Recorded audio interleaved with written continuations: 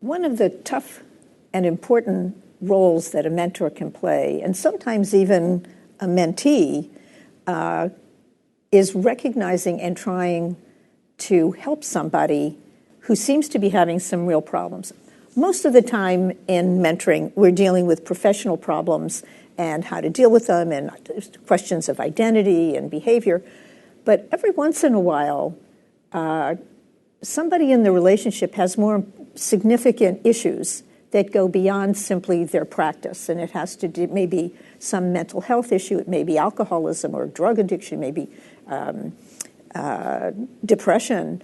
And, that's very hard. Lawyers aren't professionals. I mean, we don't know. We're not trained, most of us, to take care of those kinds of problems.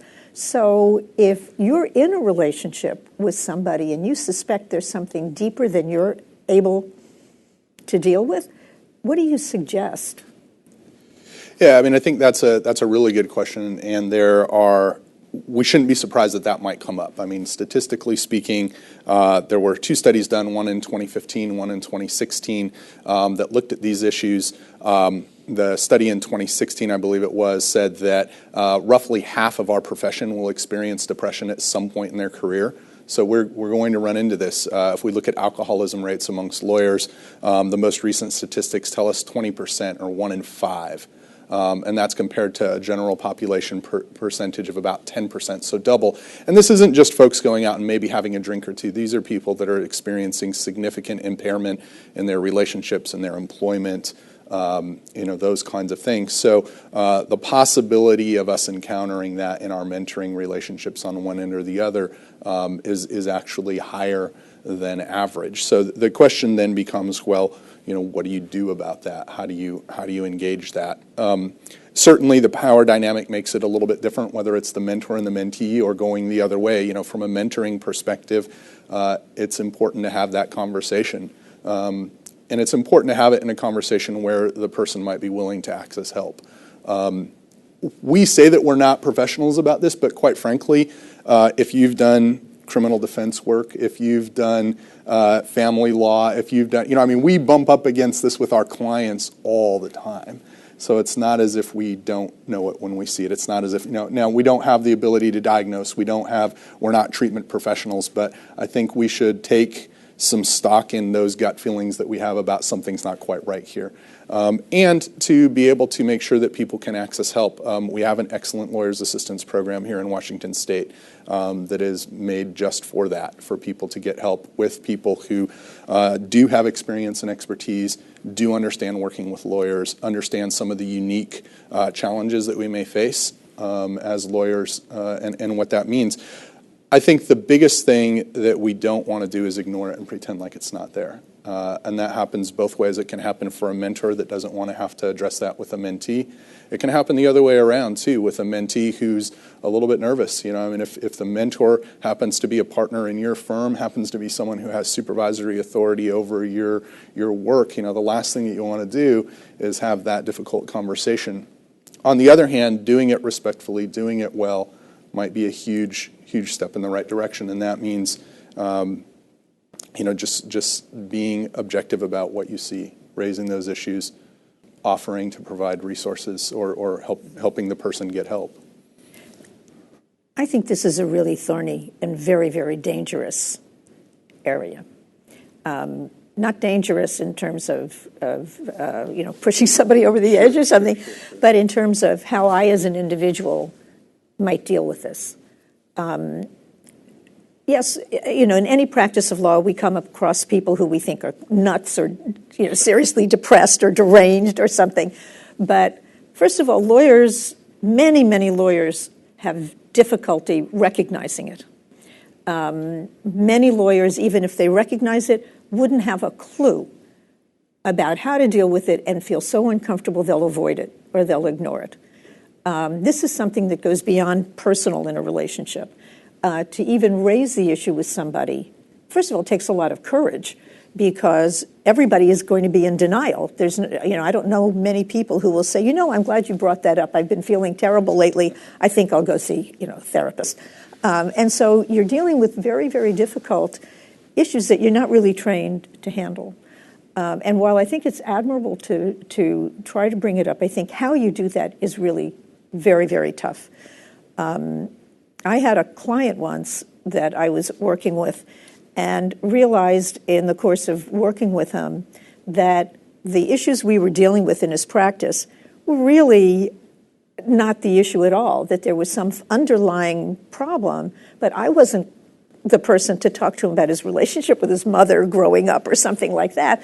So what I asked him was whether he, this was, I said, this is a problem that I think goes beyond what we're working on. Is this something that a therapist might be able to help you with? And he said, well, I stopped seeing my therapist a few months ago. And, so I was in a position where I could say, maybe you should start again, and then we can work together. But I think that person is better trained to help you than I can. But that's in a different relationship.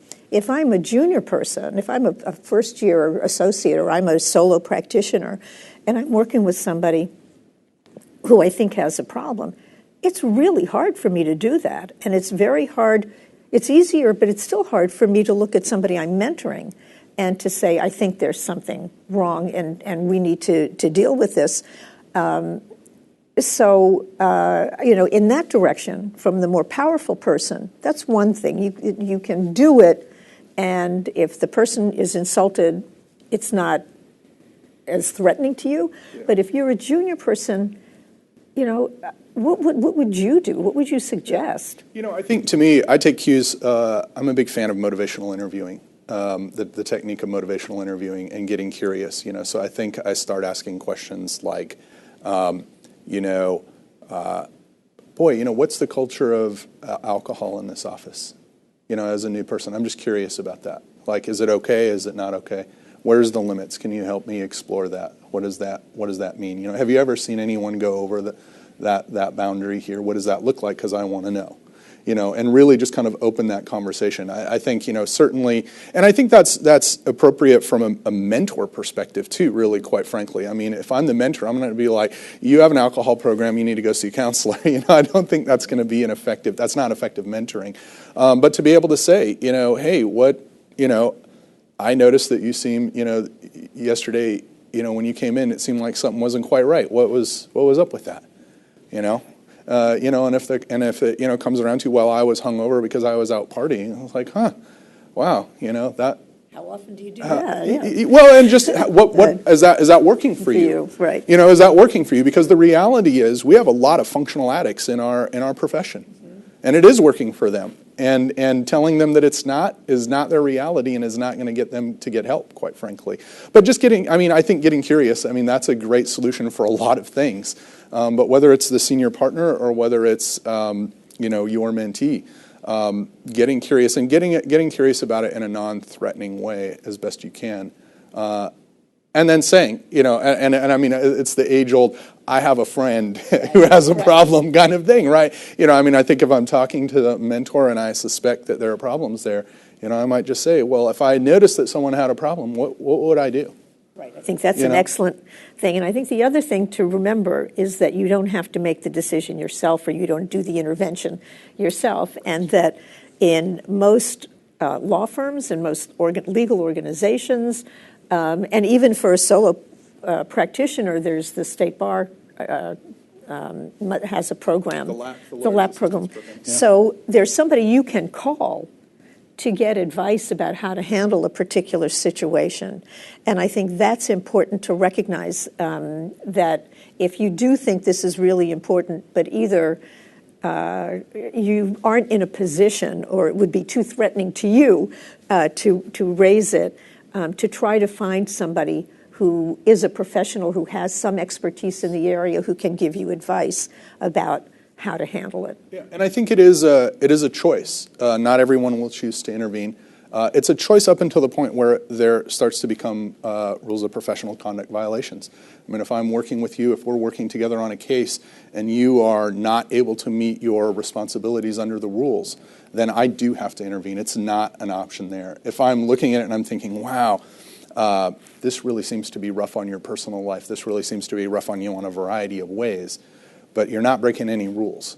then I have to make a choice. But there's intervention and there's intervention. Right. Okay, so the intervention that is the more realistic intervention is to recognize that you shouldn't be in a mentoring relationship with this person, Yes. and that it's too risky for you, and to kind of ease out of it. If it's something where you have to continue working together because you're working together, or something like that, then it's a different situation, and that's when you need to kind of see what your options are and try to get some help to help figure that out.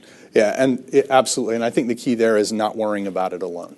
Getting someone else to help you make decisions in this case is the best option, both for you and the person that you're trying to help. That's right.